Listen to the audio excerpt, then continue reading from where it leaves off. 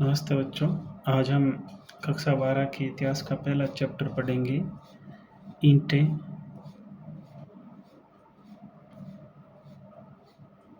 मनके व अस्थियां।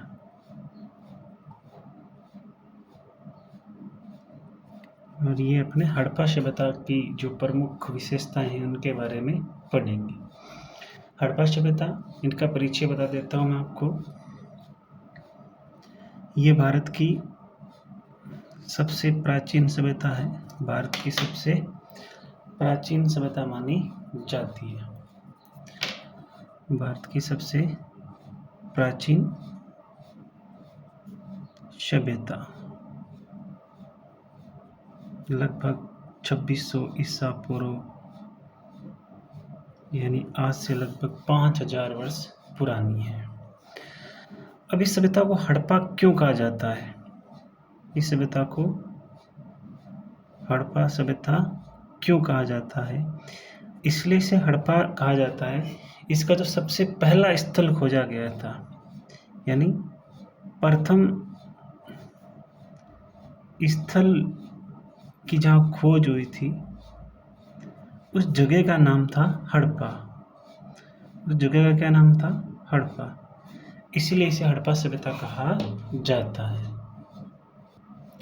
तो इसकी खोज है कब हुई थी? तो इसकी खोज हुई थी 1921 में। इसकी खोज होती है 1921 में दयाराम साहनी के द्वारा। दयाराम साहनी खोजकर्ता कौन है?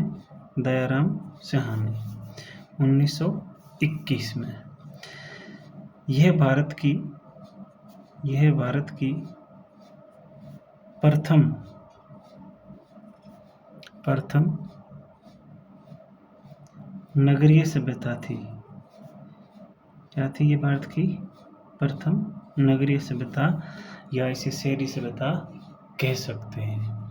ये एक नगरीय सभ्यता थी। और इसका जो दूसरा स्थल खोजा गया था वो था मोहनजोदड़ो।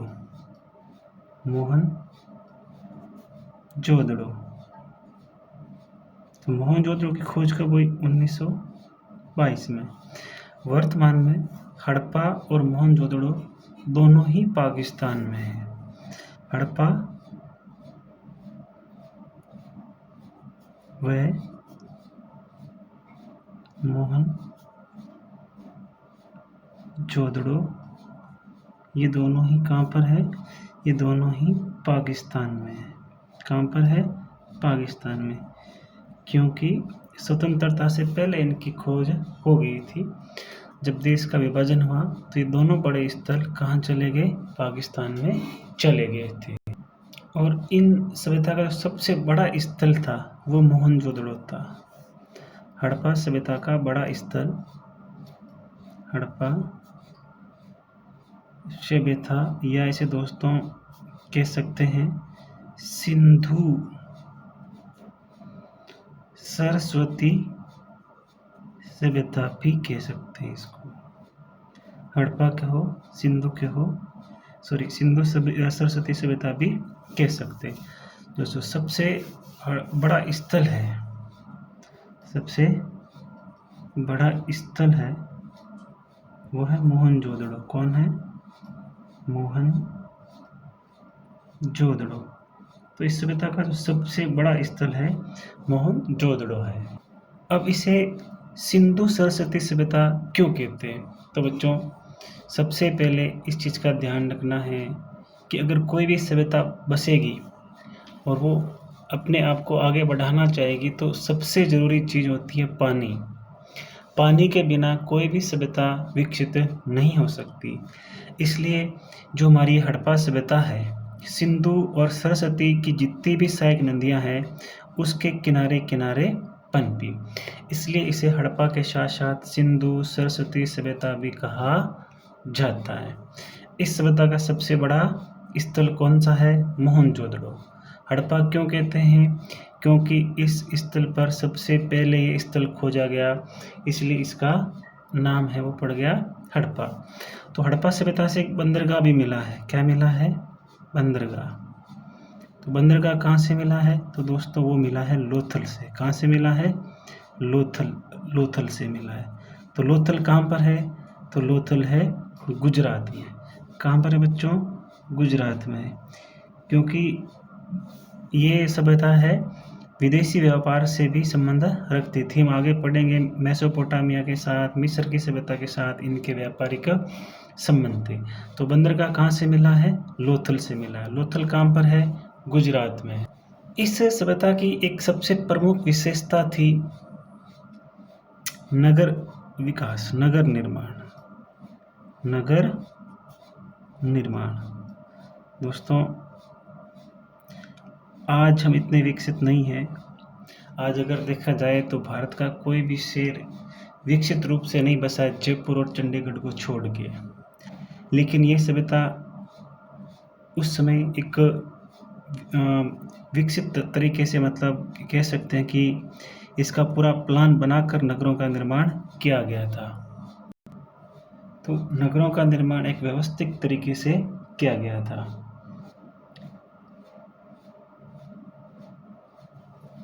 व्यवस्थित नगर यानी पर नगरीय जो व्यवस्था थी वो एक दूसरे को समकोण पर काटती थी, समकोण पर आधारित थी। किस पर? समकोण आधारित थी।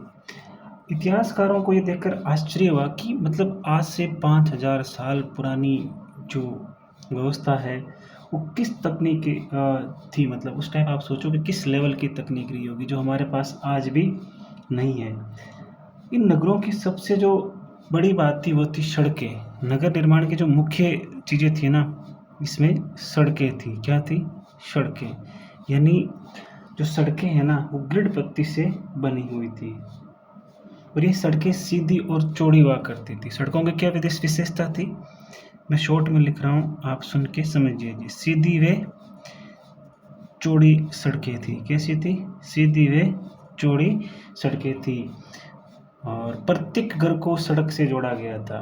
प्रत्येक घर को सड़क से जोड़ा गया था। प्रत्येक घर को सड़क से जोड़ा गया, सड़क से जोड़ा गया। और सड़क के दोनों किनारों पर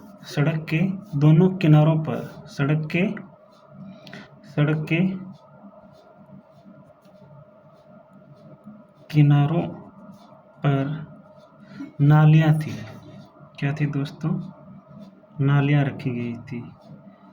और प्रत्येक जो घर की नाली है, छोटी नाली, इस सड़क के किनारे वाले से ऐड हो जाती थी, है ना।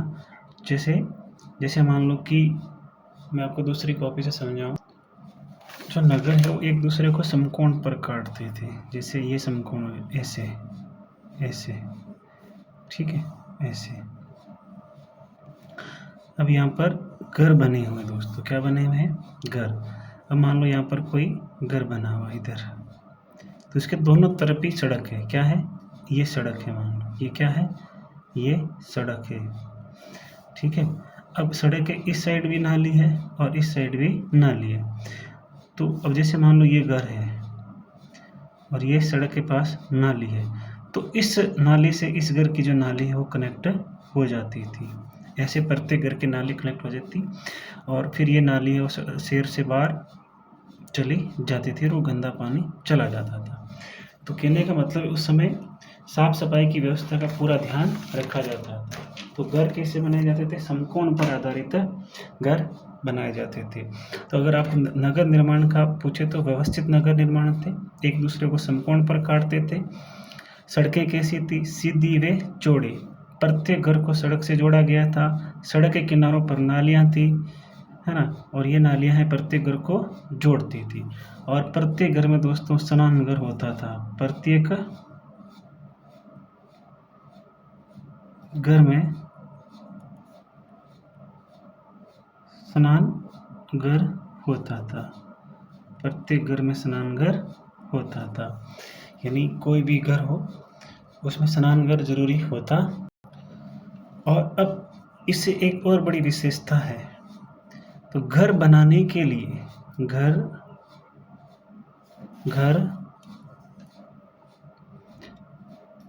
बनाने के लिए पक्की ईंटें प्रयोग में ली जाती थी दोस्तों। बहुत महत्वपूर्ण बात है, पक्की ईंटें हैं वो प्रयोग में ली गई। तो उस समय आज से 5000 पहले जो नगर बनाए गए थे, घर बनाए गए थे, उनमें जो इस्तेमाल की गई ईंटें कैसी है दोस्तों? पक्की ईंटें। कैसी है? पक्की ईंटें है, यानी घर है वो पक्की ईंटों से बने थे। अधिकतर घरों में कई कमरे थे और अधिकतर घर बहुमंजिला भी थे। कैसे थे? बहुमंजिला थे। जैसे प्रत्येक घर के आसपास कमरे बने थे और बीच में एक बरामदा टाइप होता था जहाँ बैठकें होती थी या घर का कोई छोटा मोटा कार्य किया जाता था। और उसके चारों ओर क्या बने हुए थे? कमरे बने थे। यानी आप ऐसे समझ सकते हो, बीच में क्या होता था? बीच में दोस्तों, बीच में होता था आंगन। क्या होता था? बीच में आंगन होता था और इसके चारों तरफ क्या बनाए जाते थे? चारों तरफ कमरे बनाए जाते थे। बीच में आंगन और इसके चारों तरफ कमरे बनाए जाते थे। दोस्तों, घर भी बहुमंजिला होते थे। कैसे होते थे? बहुमंजिला। अब यहाँ थोड़ा विशेष ध्यान रखना है कि जो घर का जो ग्राउंड फ्लोर था, जो ग्राउंड फ्लोर, जैसे अपन हिंदी में इसे बोलेंगे भूस्थल। क्या बोलेंगे? भूस्थल। भूस्थल में खिड़कियां नहीं लगाई जाती थी दोस्तों। क्या नहीं होती थी? भूस्थल में खिड़कियां नहीं थी। क्या नहीं थी? खिड़कियां नहीं होती थी। ऐसा क्यों होता था दोस्तों? सुरक्षा कारणों से, या फिर अन्य कारण हो सकते हैं। कोई साधना करता हो, ध्यान लगाता हो, ताकि कोई इधर आकर के इसका ध्यान ना भटकाए।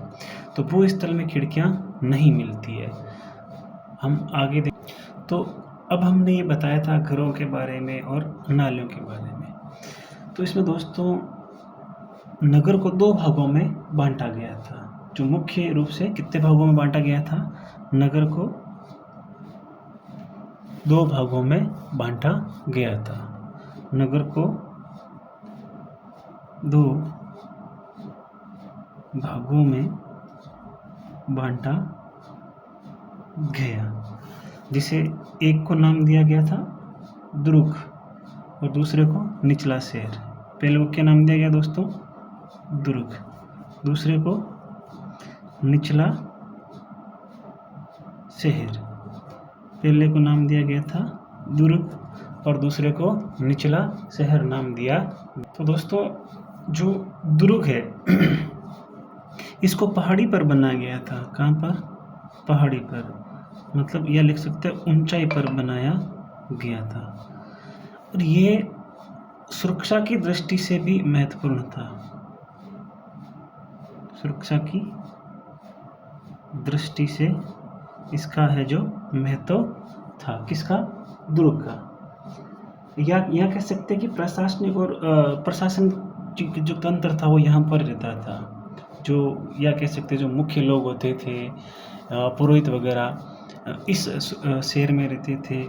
सुरक्षा की दृष्टि से देखा जाए तो इसमें जैसे मान लो कि अगर बाढ़ वगैरह आ जाए, आपातकालीन स्थिति में खाद्य सामग्री भी रखी जाती होगी या फिर हथियार वगैरह रखे जाते होंगे। तो जो पहला शहर है उसे क्या नाम दिया गया? दुर्ग। ये ऊंचाई पर बना हुआ है और इसका महत्व था सुरक्षा की दृष्टि के लिए।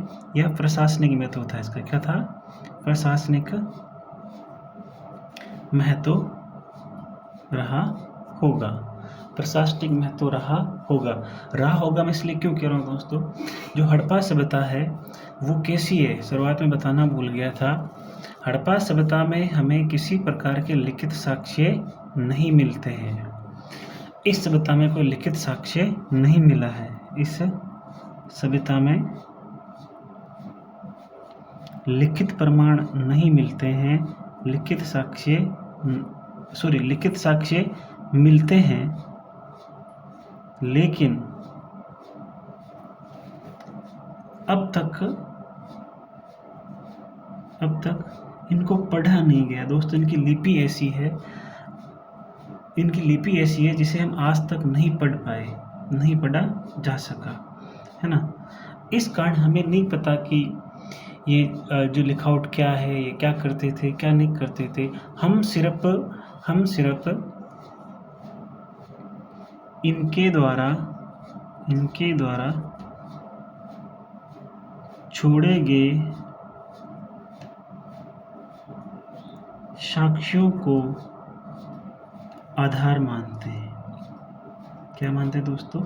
इनके द्वारा छोड़े गए साक्ष्यों को आधार मानते हैं। मतलब इनके द्वारा जो भी चीज़ें छोड़ी गई है, मर्तबान हो गया या फिर कोई मोहरें हो गई या फिर कोई ऐसी सामग्री हो गई जिससे इनके बारे में अपने को जानकारी मिलती है। यानी लिखित जानकारी हमारे पास नहीं है। नो डाउट इनके पास खुद की लिपि थी, लेकिन उस लिपि को पढ़ा नहीं जा सका। हम आगे पढ़ेंगे लिपि के बारे में, लेकिन ध्यान रखना ये साक्ष्यों के आधार पर ही इसके बारे में जानकारी प्राप्त की गई है। बाकी लिखित जो साक्ष्य हैं वो हमारे पास नहीं है, क्योंकि हम इनको पढ़ ही नहीं पाए। इनकी लिपि क्या लिखा गया है, इस भाषा को हमारे इतिहासकार या हमारे बुद्धिजीवी को इनको भी पढ़ने में सफलता नहीं मिली है। तो अब मैंने दुर्ग के बारे में बात कर लिया, अब करेंगे निचला शहर के बारे में। किसके बारे में दोस्तों? निचला शहर। इस शहर में सामान्य लोग रहते थे। कौन रहते थे? सामान्य, यानी आम जनता रहती थी। सामान्य नागरिक रहते थे। और ये क्षेत्र बड़ा था, यानी दुर्ग छोटा था और ये जो निचला शहर है ये बड़ा शहर था। क्या था? क्योंकि सामान्य लोग ज़्यादा होते हैं तो ये बड़ा शहर था ऊपर वाले के मुकाबले। तो हम अब पढ़ेंगे मोहनजोदड़ो की एक प्रमुख विशेषता है, वो है विशाल स्नानघर। मोहनजोदड़ो की एक प्रमुख विशेषता क्या है? विशाल स्नानघर।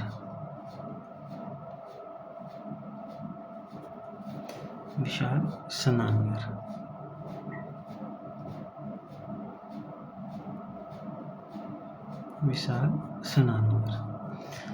दोस्तों इसके जो साक्ष्य मिले हैं मोहनजोदड़ो से, कहाँ से मिले हैं? मोहनजोदड़ो,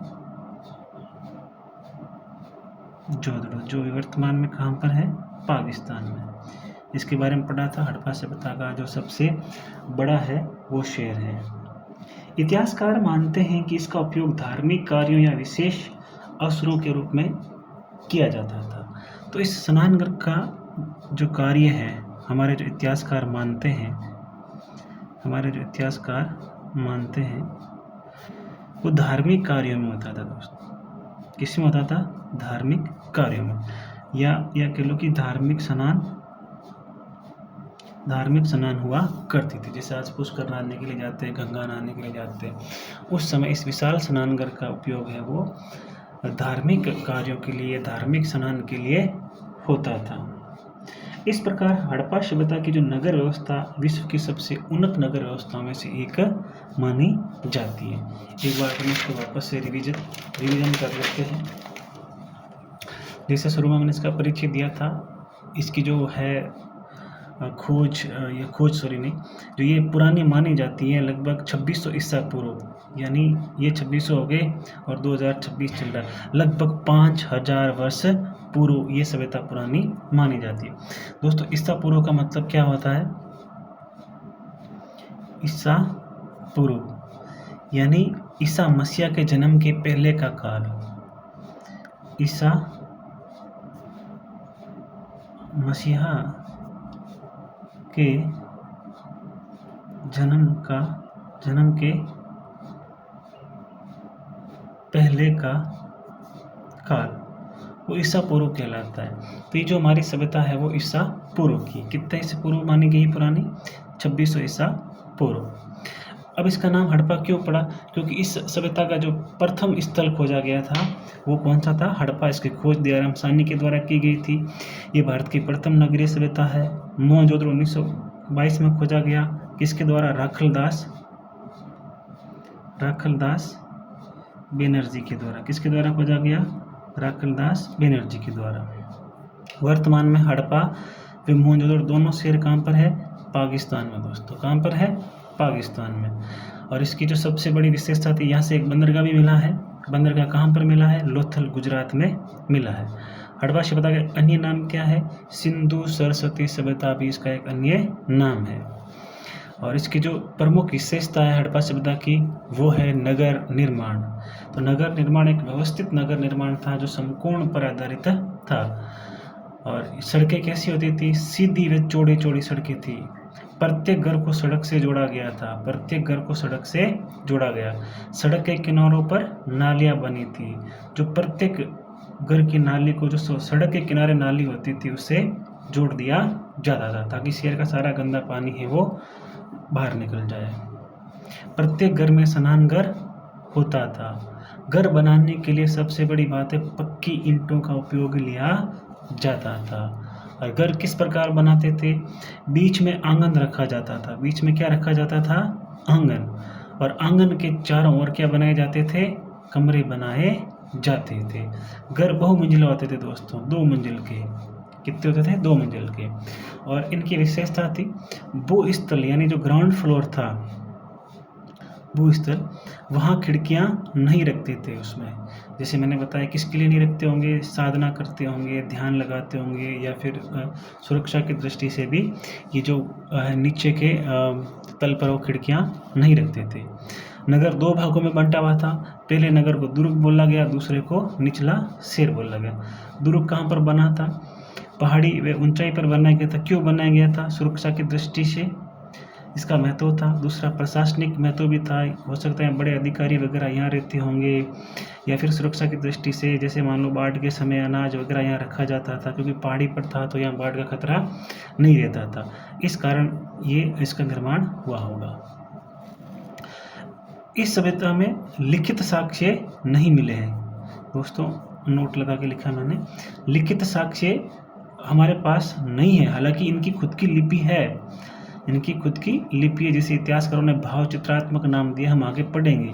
लेकिन अब तक हमारे जितने भी इतिहासकार हैं या बुद्धिजीवी लोग हैं, वो इस लिपि को पढ़ने में सफल नहीं हुए। अब आप कह दोगे फिर इतिहास की जानकारी कैसे मिलती है? तो इनके द्वारा जो छोड़े गए साक्ष्य हैं, उन्हीं के आधार पर हमें जानकारी मिलती है। अब है निचला शहर। निचला शहर में सामान्य आम नागरिक रहते थे, सामान्य जनता रहती थी, और ये बड़ा शहर था। क्या था? बड़ा शहर था। अब इसकी एक मुख्य विशेषता थी, विशाल स्नानघर। विशाल स्नानघर, विशाल स्नानघर कहाँ से मिला है? मोहनजोदड़ो से मिला है। कहाँ से मिला है? मोहनजोदड़ो। इतिहासकार ने इसका धार्मिक महत्व बताया है, मतलब धार्मिक स्नान वगैरह होता होगा। क्योंकि ऐसा क्यों माना गया? जैसे मान लो स्नानघर मिला है ना, तो इसके चारों ओर पेड़ियाँ मिली है दोस्तों। क्या मिली है? पेड़ियाँ, यानी अंदर जाने के लिए पेड़ियाँ मिली है। तो इसका मतलब ये हुआ कि यहाँ पर एक से अधिक लोग स्नान करते होंगे। तो एक से अधिक स्नान करते होंगे तो निश्चित रूप से यहाँ पर जो है इसका कोई सार्वजनिक स्नानगृह था। और इसका इतिहासकारों ने मानना है कि भाई इसका कोई क्या था, है वो धार्मिक महत्व था। क्या था? धार्मिक महत्व। तो धन्यवाद बच्चों, अगला टॉपिक कल लेके आएंगे।